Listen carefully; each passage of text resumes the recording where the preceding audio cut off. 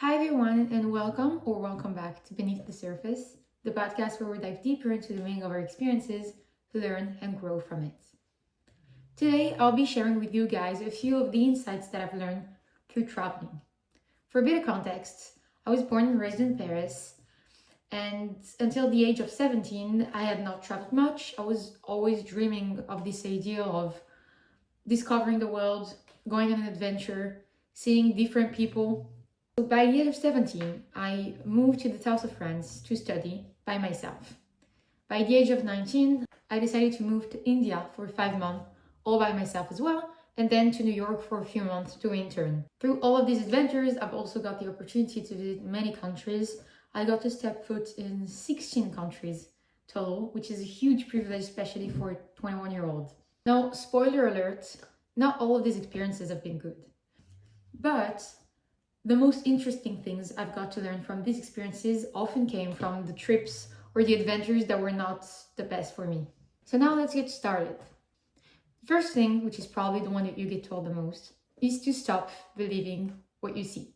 We tend to watch social media and other people's life and think, okay, their life is literally perfect. But the truth is, it's very, very often a lie, and I'm going to prove you that right now. Let's take an example.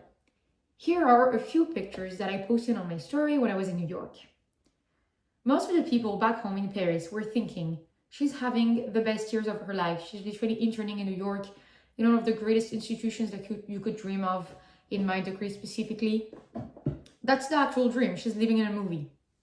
Well, yes, it was cool to have the opportunity to intern in New York, but at that time, I was going through the most horrible times of my life when it comes to mental health. I was struggling so badly. I could not even explain it to you. I was sleeping about an hour to an hour and a half every single night, maximum. I was suffering from insomnia because of how anxious I was feeling. I ended up at urgent care twice without any solution given to me. I was calling my dad pretty much every day, crying about how this whole lack of sleep situation was making me feel. Another example, here are a few pictures of what I also posted when I was in the south of France, studying in one of the most beautiful places in the world, the French Riviera. Everyone was dreaming of that. And people were probably thinking like, okay, she gets to go to the beach after class. She gets to meet new people from all around the world. That sounds like the dream. Well, let me tell you, that was the most miserable years of my life. I was being bullied. I was having terrible nightmares about everything that I was going through. I was crying every single day. If you feel like a change has to be made in your life, do it for yourself. But do not be jealous of what you see through social media because people are very, very often lying. So try as much as possible to focus on your own growth. Now, for the second idea, it's actually kind of like two ideas in one. I'm talking specifically to overachievers here. If you're like me and you're a perfectionist, maybe you suffer from OCD, you're struggling with these kinds of issues with perfection, obsessing over finishing every single task. If you feel like your life is starting to feel a bit like a list of tasks to complete, try to be extra careful and to look into your mental health because it's very difficult to enjoy, especially travel and events that are kind of different from your daily life when you have this state of mind. I'm speaking like personally. I've been to, like when I was in India, I realized that I was only thinking about the after, what I'm going to do after, what degree I'm going to pursue after, what career I want to pursue. And after that, I realized when I came back to France, I was like, okay, I did not enjoy a single moment of my trip to India. I was just always in my head. And I missed out on so many opportunities. Now, this is not that big of a deal because that's how you learn, right? But if I can spare you some time of making the same mistakes as I did, I would love that.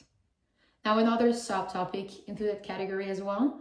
And that's something I learned also in India, by the way, that you have to learn how to focus your energy. You cannot do everything. So, for example, I was really into language learning back then.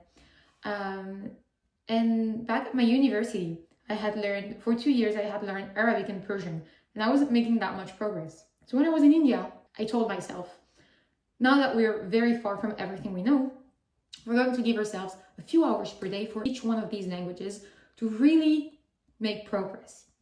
Well, let me tell you something. It doesn't work that way. I missed out on a lot of opportunities because I was always like, okay, no, I need to go home and study just to complete the task that I had started before, even though it wasn't that important to me. At the end of the day, when you have such a big project, you cannot really mix it with others. So try to focus your energy. Let's say if you're learning for a very demanding degree, try to focus on that for a while. And then you'll see, maybe you get to add something. Test yourself, but don't be too ambitious on what you can actually make out of the time that you have. If you spread your energy, the goals are going to be harder to achieve.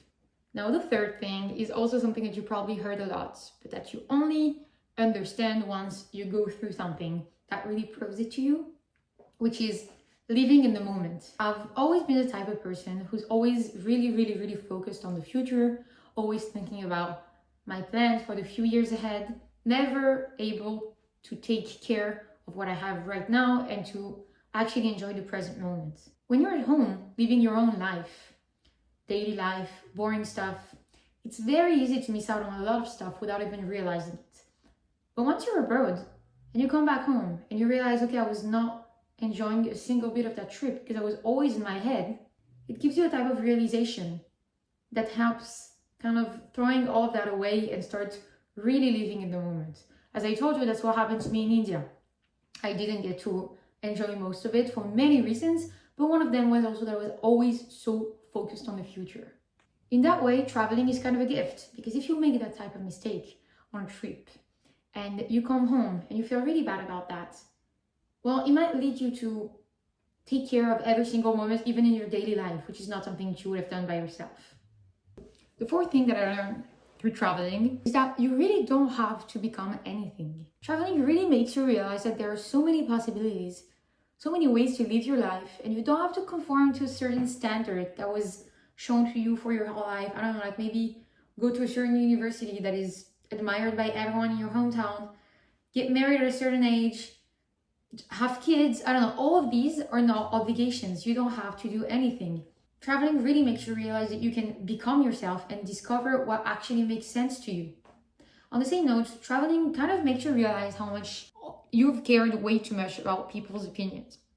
With the travel, you start to care about some new people who have opinions that are really different than the people that you know back home, that are maybe that value stuff that are really different from what was valued through your childhood. And through this experience, you kind of realize that you cannot hold to the expectations of those multiple groups of people because some of them are contradictory.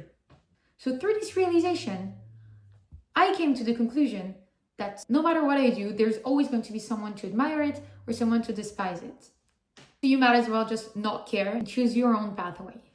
As a conclusion, I hope that my insights helped you realize maybe what is meaningful to you, or on the contrary, what you need to let go of. Traveling is not accessible for everybody, but the lessons I got to learn from it are now out there for you to use. I'm looking forward to talk to you soon again.